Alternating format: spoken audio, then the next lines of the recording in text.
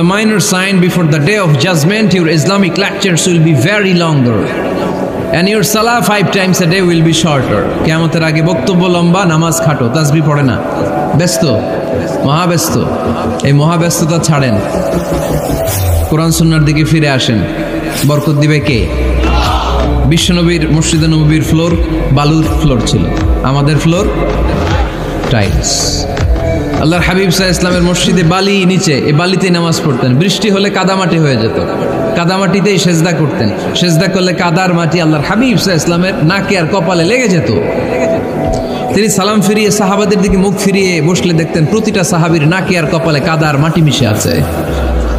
তার মানে প্রিয় নবী সাল্লাল্লাহু আলাইহি ওয়াসাল্লামের মসজিদে নববী ছিল কাঁচা, কিন্তু মুসল্লি ছিল পাকা। আমাদের মসজিদগুলা হয়েছে পাকা, কিন্তু মুসল্লি কাঁচা, ঠিক কিনা? ফজরের সালাতে মানুষ নাই।